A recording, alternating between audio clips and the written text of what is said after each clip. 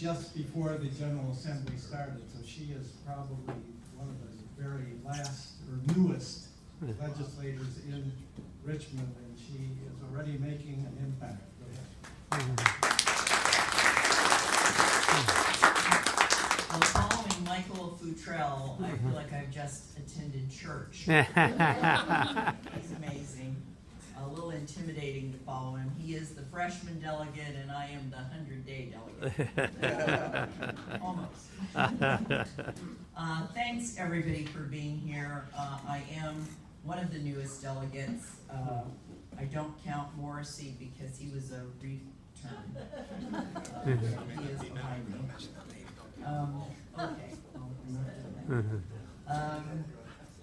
But I've been a member of this community for over 20 years. I still serve on the Human Services Council, the Healthcare Task Force for Fairfax County, and I've known our friend here, John, for a very long time.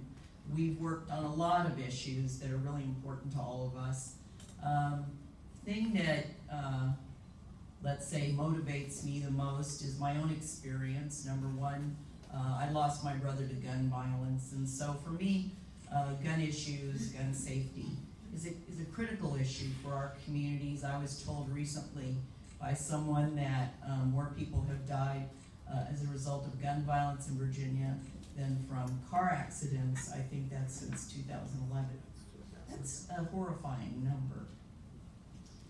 In the House this year, as a new member, I came in late, so I was kindly given bills that I could sponsor. I wasn't sure if that they were signing the death knell for those bills when they gave them to me, because the Republicans were pretty sure they weren't going to promote anything I was doing. And I understood that because I'm a freshman, I'm the newest, and you always want to make sure that they still have an opportunity to win this seat back. And it's just the way the game is played. But I did get to sponsor several bills. One of them was for universal background checks. It died a swift death.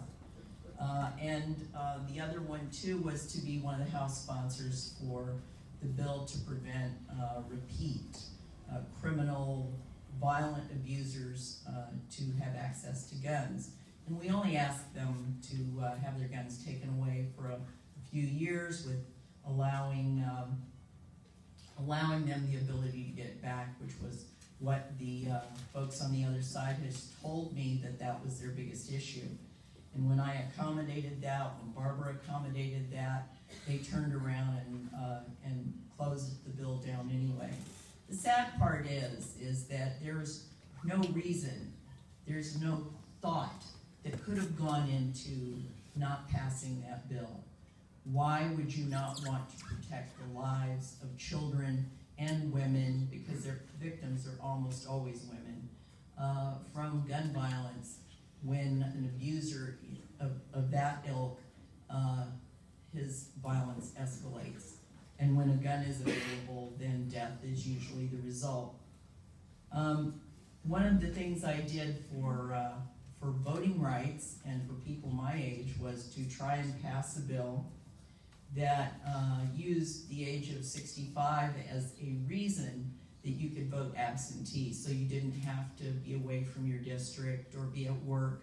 That didn't work either. So I didn't feel like I had totally failed, though, because just being a member of the House of Delegates in and of itself is such an honor, and I was so proud that I was able to win the race that I ran in. I was so proud to serve with all these wonderful people, and they are so wonderful. Got some favorites of mine here today. But it seems to me that the thing that was the most confusing for me was the process that takes place in the House of Delegates, having worked up in Congress for so many years, to find that after you vote on a bill, that you could change your mind and say, having voted with the prevailing side, we want to revisit this bill. And so you never have a victory until it's all over. And so when we when we think about that, you know, you think you've won, and then a few minutes later, someone will stand up and say, you know, having voted on the prevailing side, we're gonna kill this thing we just voted to pass. That was really confusing for me. But I've loved this job. I've loved working with John. I've loved working with this community, especially some of you who are here. I think Blackman's probably hiding out there in the audience someplace. He's been a great guide for me through the years. This has been a great experience, and I look forward to continuing to serve in the House of Delegates. I don't have a lot of bills to report to you, but I was there voting on the issues that were important for all of us. I do also will share with you that one of the bills when I first talked to John was about providing relief from the phone gouging that goes on when people are serving prison time. Well, I'm kind of unique in that, you know, I don't look like a person who would know anything at all about prison, but I do. I was married to a man who went to prison, and I know what it looks like behind that door.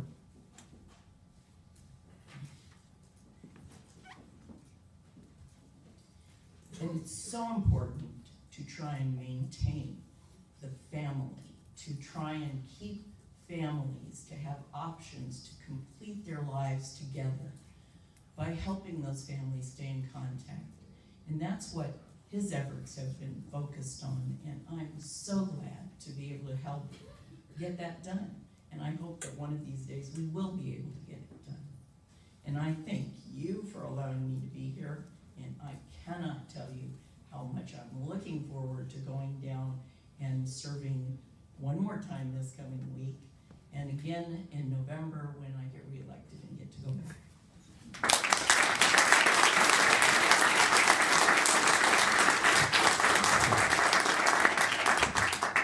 Thank you. She's a rising star, and we're proud to support the things she does. Thank you, Kathleen. And the studies do show that when there are contact with the families, that the recidivism, the return rate of those prisoners when they get out is much better. They're more successful, and fewer of them return to prison, so it saves the taxpayer a lot of money as well. Our esteemed delegate from